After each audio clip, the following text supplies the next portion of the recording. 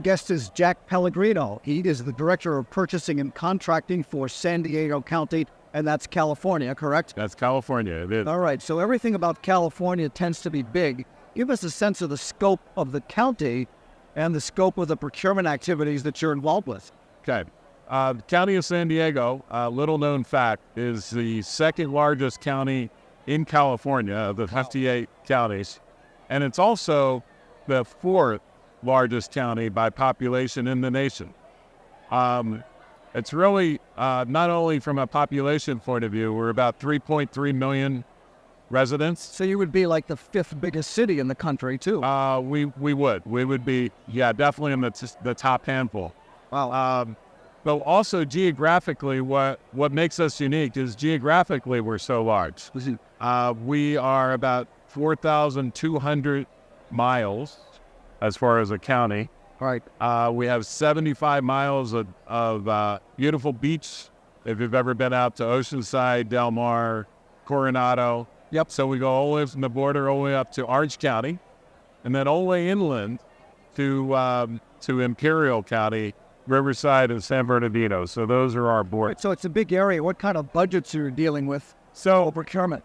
So we just approved our fiscal 23-24 budget, $8.1 billion as far as the county budget. 25% of that, Tom, is my procurement spend. So about just under $2 billion I spend on some goods, supplies, services of all type. What kind of a staff do you have for procurement and contracting? My total team is 77 people. About 60 of those are procurement officers.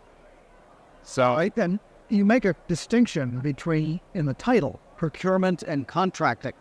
Correct. What is that distinction? Well, procurement is more of a general overall. They're really synonymous. Procurement tends to be more transactional.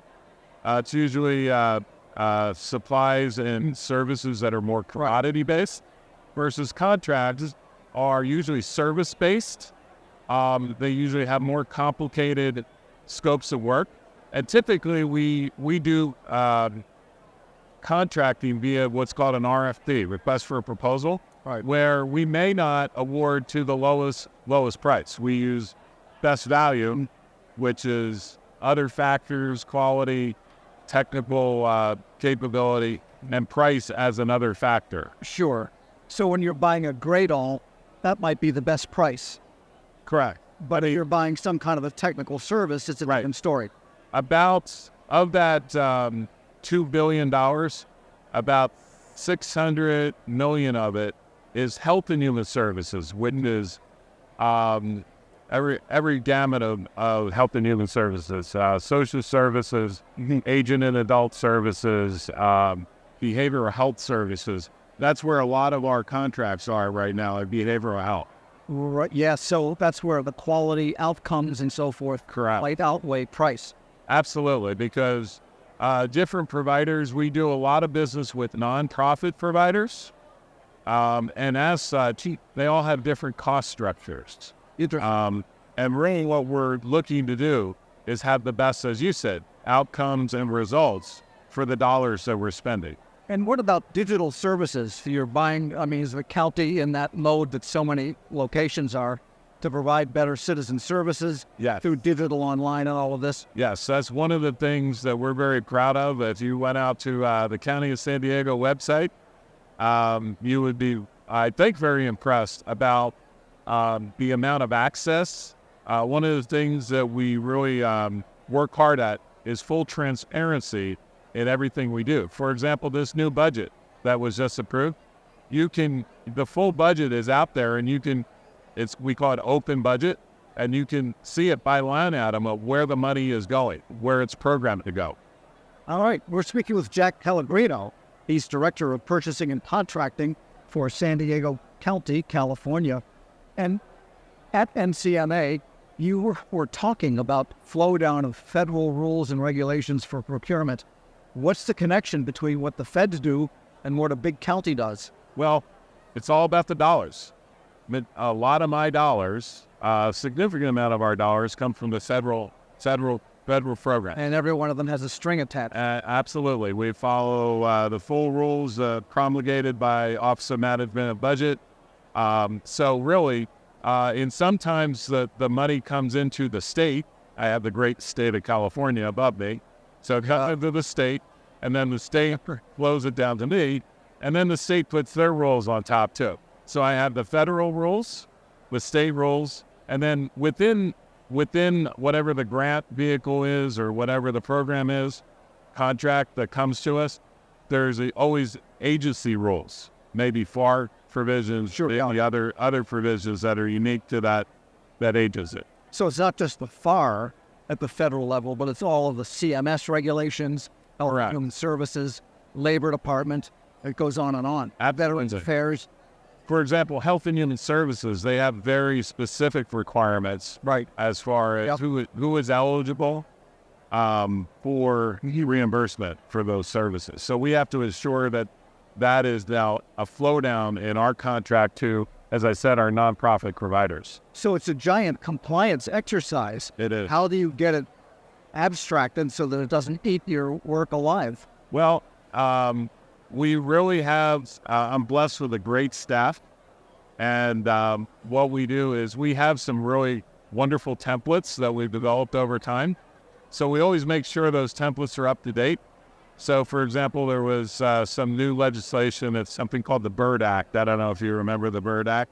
We went through and updated all our reps and certs to make sure we're now in full compliance with that. I would say, Tom, we update those reps and certs and our whole contract template probably about once a year. Wow. To keep up with those flow downs.